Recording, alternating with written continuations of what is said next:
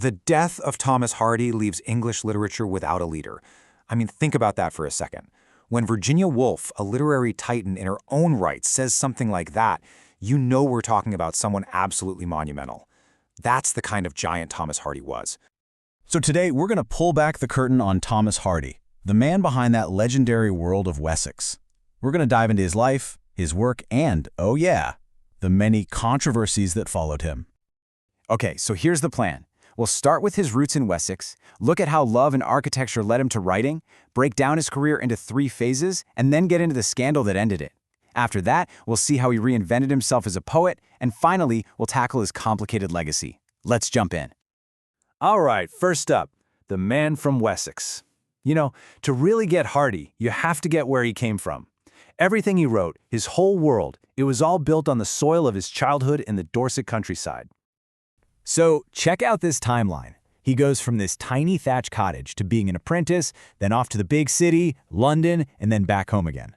What's so fascinating is that he had one foot in this really old rural world and the other in the modern industrial one. It's like he was living in 2 different centuries at the same time, and that gave him this incredible, unique perspective that you see in all his work. And you've got to love these details. The son of a builder and a musician, playing the fiddle at parties, walking miles to school every day. This stuff isn't just trivia, you know? It's everything. The music, the landscape, the local community. This was the wellspring for all of his fiction and poetry. It's the raw material. All right, so now we get to the part where everything changes. It's amazing to think about, really. A totally routine trip for his day job as an architect ends up changing not just his life, but the entire course of English literature. So here's how it went down. He's sent to this remote church in Cornwall. He knocks on the door, and it's opened by Emma Gifford. And that's it. They fall in love. And what's so crucial here is that she had this complete, unshakable faith that he was a genius. She's the one who gave him the push he needed to ditch the steady job in architecture and take a huge gamble on writing full-time. And boy, did that gamble pay off. Far from the Maddening Crowd was a huge hit. It was a bestseller, and that success gave him the money and the freedom to finally marry Emma and, go all in on being a writer. Architecture was officially in the rearview mirror. Okay, so now that he's a full-time novelist, let's look at how his career actually unfolded. Because it wasn't just one long, flat line. His writing changed a lot, and you can really break it down into 3 pretty clear phases. You can see the progression right here on the table. He starts out with these lovely, charming stories about country life, kind of light, almost comedies. Then, in the middle phase, things get, well, darker. He's wrestling with bigger ideas like fate and destiny.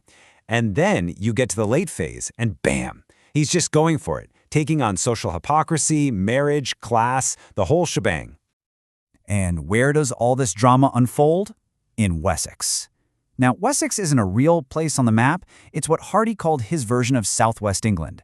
But it's so much more than just a setting. For Hardy, the landscape, the heath, the weather, it's practically a character in its own right, shaping the destinies of everyone who lives there. Okay, so we've seen his career evolve, but this is where things get really intense. As his writing got more powerful and more honest, it also got way more dangerous in the eyes of Victorian society. His last couple of novels weren't just seen as books, they were seen as an all-out attack. I mean, just look at that question. Publicly burned? It sounds completely crazy to us now, right? But that is exactly what happened to his last novel, Jude the Obscure. It hit Victorian society like a bomb and caused an absolute firestorm. So what was so shocking? Well, look at this list. He was going after everything Victorian England held sacred. Marriage, he called it inhuman. Religion, full of hypocrisy. The way women were treated, a total double standard. The class system, a rigid trap. He was saying all the quiet parts out loud, and people were not ready for it. And the backlash just kept building until this. The Bishop of Wakefield literally, publicly, burned a copy of the book. For Hardy, that was it. That was the last straw. He was so disgusted, so hurt by the whole thing that in 1896 he just said, "I'm done. No more novels. Ever." So he quits writing novels. The question is, what now? Well, this huge career change actually pushed him back to his very first love, which was poetry. But the spark for this new career wasn't another public scandal. This time, it was a deep, personal tragedy. And the tragedy was Emma. The irony here is just crushing. Remember Emma, the woman who believed in him and started his whole career? Well, for the last 20 years of their marriage, they were completely estranged, lived in separate parts of the house, barely speaking. It was a cold, silent relationship. But then, in 1912, she died unexpectedly. And suddenly, in his memory, she was transformed back into his greatest muse. And then comes this bombshell. After she died, he's going through her things and he finds these secret diaries. And the title? What I Think of My Husband. Whoa. Can you imagine? We'll never know exactly what was in them because he eventually burned them, but whatever he read absolutely floored him. He was just tormented by guilt and regret, and he poured all of that pain and memory into what became his greatest poems. So let's bring it all together. After this long, complicated life, two completely different literary careers, what's his legacy? Why are we still reading and arguing about him today?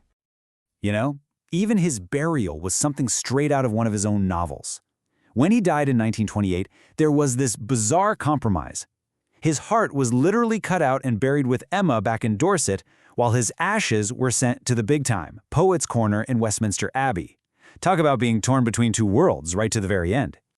And that split, that duality, it perfectly captures how people feel about him today. On the one hand, you have readers like this one, they're just floored by his prose. I mean, his descriptions of nature, his ability to make you feel like you're right there on Egdon Heath, it's just breathtaking, some of the best ever written. But then, you get the other side of the coin. You get readers who say, okay, the writing is beautiful, but the plots are just ridiculous. And they have a point. His stories are full of these insane coincidences and melodramatic twists that can feel really, really over the top to us now. It can be a tough pill to swallow. So that leaves us with the big final question, doesn't it? Poet of the people or master of misery? Was he this compassionate champion for the common person, telling their stories with dignity, or was he just a relentless pessimist who loved to watch his characters suffer? The truth is, he was probably a bit of both, and that's what makes him so endlessly fascinating to read.